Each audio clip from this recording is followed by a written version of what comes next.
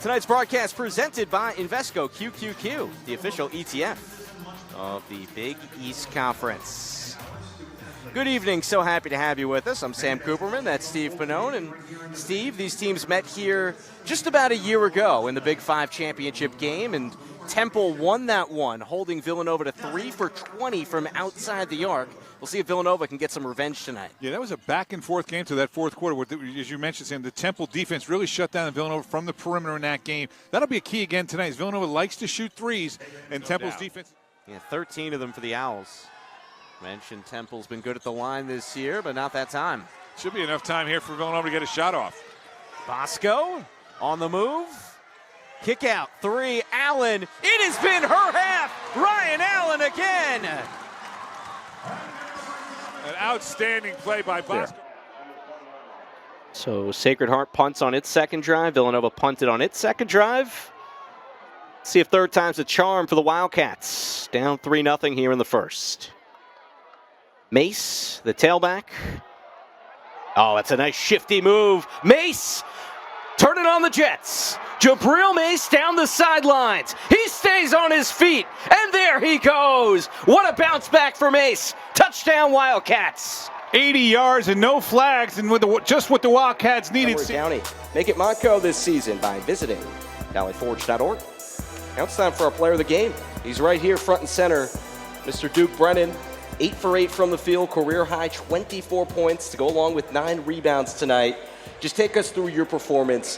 What were you guys able to do to, find a way to get you in the best spots to be successful?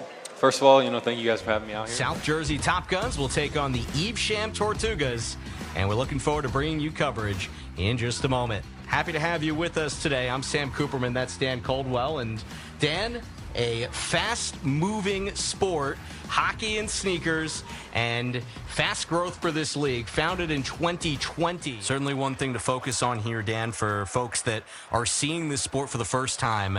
The floating blue line, a little different than what you'll see in traditional ice hockey. And it is one thing I think that is difficult, or, it takes a little bit of an adjustment for people who are playing ball hockey for the first time. That is, yes, when you gain that blue line, the red line becomes the offside line. So you will see that a lot today, where people kind of cross over that blue line, come back, and the red line is now the offside. So we'll keep an eye out on that. Fans on their feet.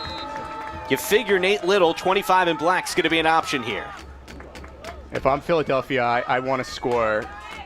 I would rather score than try to leave it for the last second. I just don't want to go to overtime with 18 players. I agree. They don't need to worry too much about the clock. They need to get the opportunity. And a foul call will make matters potentially a little easier for Philly. 10 yards ahead, Holmgren with the disc in hand. A foul, a triple team, it stops the clock. That was a really bad scenario for Montreal. Holmgren weighs his options. Clock stopped until the release. He goes for Little. He scores! Little from Holmgren. Philadelphia in front. 8.7 seconds to go. The poise. For the second time in the last 3 years, it will be Wagner and Central Connecticut State facing each other for the NEC Women's Soccer Championship today in Staten Island. Good afternoon. Thank you so much for joining us. I'm Sam Kuperman. That's Christine Huber. And Christine, no strangers to each other. Should be another thriller. It really should. And it's number 2, Wagner, who actually thinks they're the underdog. Not going to get the call. Villanova did a good job. Just hold your ground. Go straight up.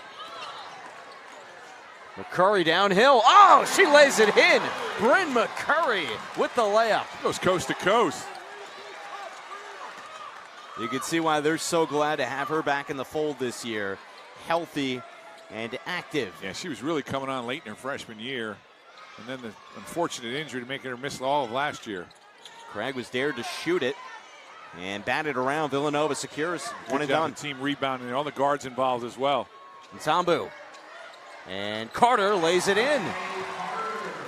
Nice pass by Ntambu. Good finish by Carter. This thing's really getting away from the Owls here at 25, now the biggest lead of the game. Villanova with a massive advantage in points off turnovers. They're now plus 22 in that category. And that's a recipe for disaster if you're Temple.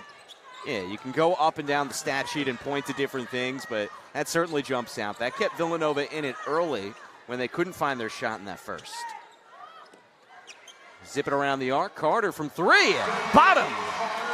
Now it's just 106. Everything's going now. Yeah, Kutu was pretty quiet in the game against St. Francis the other night, so she's due. Misses the mark there. Murphy closest to the ball. Let's take a look at that last save.